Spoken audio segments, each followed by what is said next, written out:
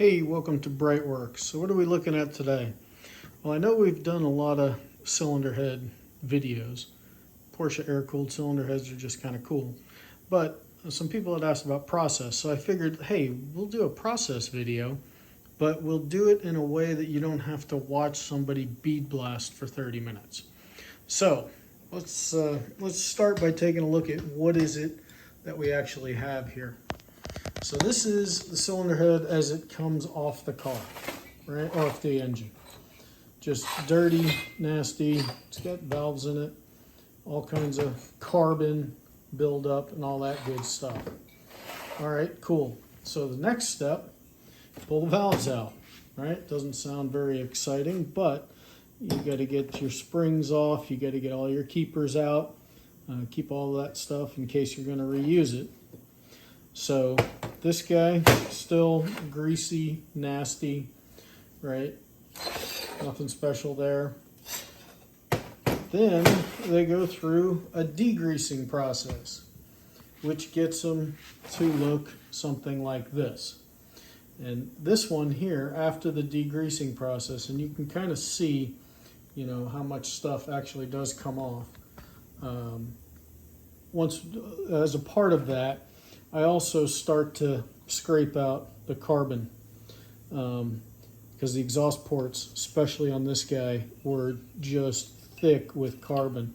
As a matter of fact, I measured after I did the all the cleaning and everything versus one of these befores, and I had almost a millimeter difference in my exhaust port between the cleaned up port and the one that came off the engine. Now, a millimeter doesn't sound like a lot, but I think what a tube flows to the 4th power, so circumference, and 1 millimeter can add up. That can be a big choke point on an engine.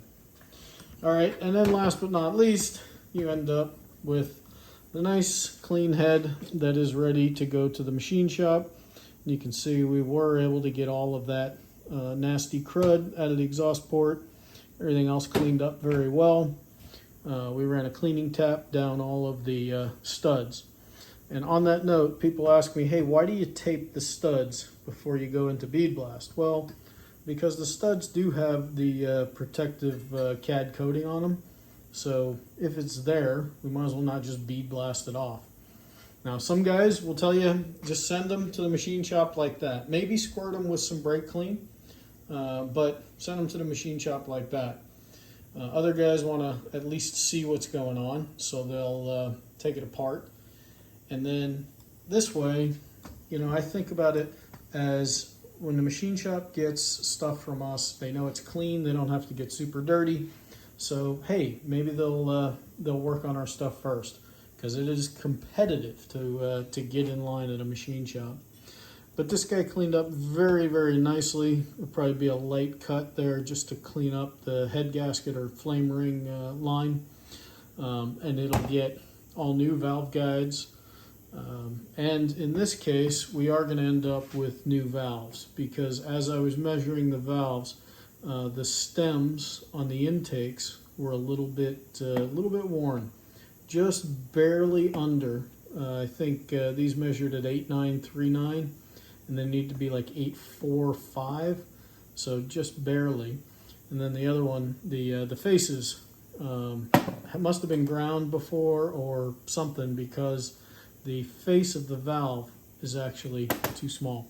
So we'll get all new valves. I cleaned this one up before I measured it, just so we would have one we could see. And this guy then on the exhaust side is where it's just a hair. I think this was 39.98 and it needed to be 40 plus or minus 0.1. But yeah, that is the process, how we do it here at BreitWerks, and we will send this out and like I said, have it completely reconditioned, new springs, and go from there. So this is going to be a fun little motor, 1971 2.2 liter.